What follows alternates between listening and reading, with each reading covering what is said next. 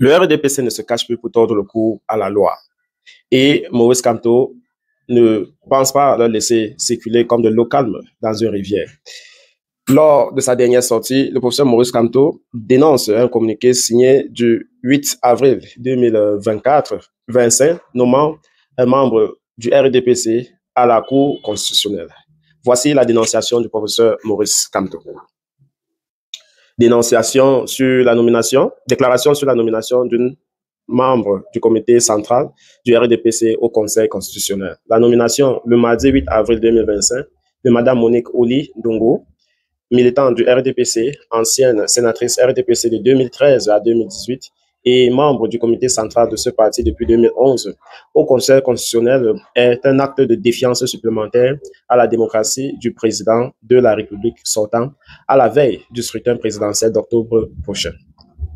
Cette nomination qui intervient alors que le Conseil constitutionnel vient de se distinguer par une décision choquante d'incompétence sur une question essentielle comme celle de l'application de l'article 80 du Code électoral sur la publication de la liste électorale nationale, est de très mauvais augure pour l'élection présidentielle à venir. Ce d'autant plus que le président du Conseil constitutionnel lui-même est poursuivi pour avoir pris part à une réunion partisane au cours de laquelle les participants ont appelé le président sortant de se porter candidat. Le président de la République, qui est en même temps président national du RDPC, en violation de l'article 7 alinéa 4 de la Constitution, et qui est candidat de son parti à l'élection présidentielle à venir, semble envoyer un message clair aux Camerounais, à savoir qu'ils devront compter sur eux-mêmes, leur vigilance et leur détermination pour espérer que l'issue du scrutin reflète effectivement leur choix et donc leur volonté.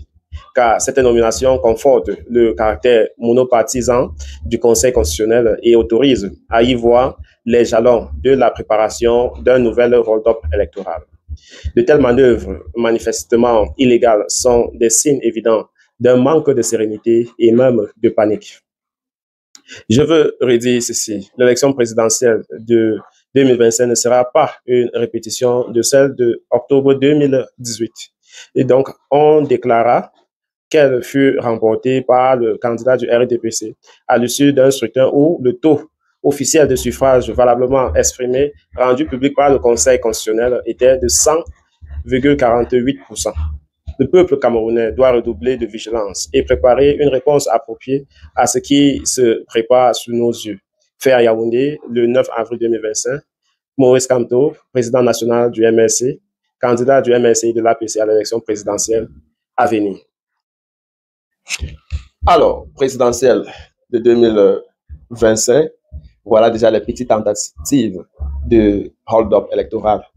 Maurice Kamto lance un cri d'alerte.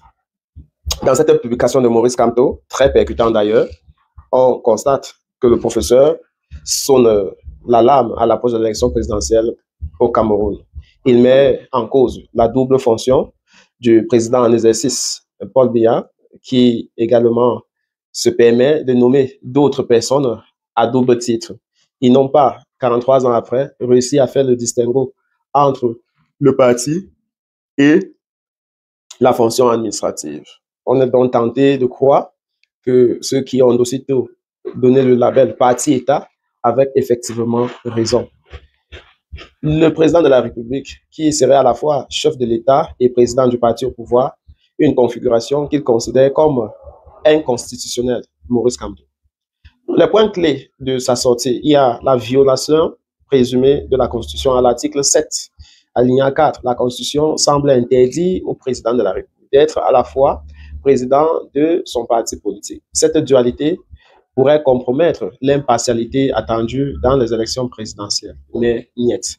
Deuxième élément, la méfiance envers le Conseil constitutionnel qui, pour le cas d'espèce, est l'organe qui statue sur les résultats présidentiels au Cameroun. Maurice Kamto accuse ce conseil d'être un outil au service d'un régime à parti unique, le monopartisme, et donc incapable d'assurer la neutralité du processus électoral. 3. Référence à l'élection de 2018. Maurice Kamto rappelle que le taux controversé de 100,48% de votes valides, une statistique manifestement incohérente, utilisée ici pour dénoncer la fraude électorale passée. 4 appelle donc à la vigilance et à la mobilisation. Le message appelle clairement les citoyens à ne pas rester passifs et à se préparer activement à contrecarrer toute tentative de manipulation en 2025. Cette déclaration est à la fois une dénonciation, un avertissement et un appel à l'action citoyenne. Elle pose des questions sérieuses sur la transparence et la crédibilité du processus électoral au Cameroun. Mais la question avec laquelle je vous laisse, c'est de savoir si le peuple camerounais n'est pas suffisamment discret ou n'est même pas se rendre compte de ce qui se passe. Est-ce qu'on a fini avec les buzz? Est-ce qu'on a fini avec la galère, le chômage et bien d'autres? Parce qu'il faut désormais être capable de comprendre que ce peuple-là est occupé à chercher son gagne-pain, occupé avec des futilités qui fait en sorte qu'elle ne prête pas le plus souvent attention à comment son destin est compromis par le système. Et se lève comme ça là du jour au lendemain et se bat comme voilà un lutteur sans comprendre que lorsque son avenir était hypothéqué, il était tout simplement discret à faire autre chose.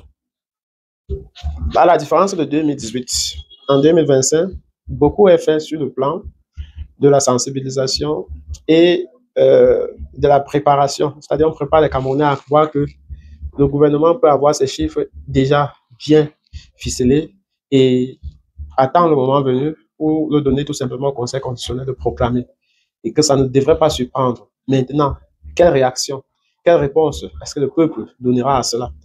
Là, c'est plus la responsabilité de Maurice Kamto, c'est la responsabilité de ce peuple-là. Si elle décide d'être amorphe, eh bien, c'est qu'elle mérite les leaders qu'elle a.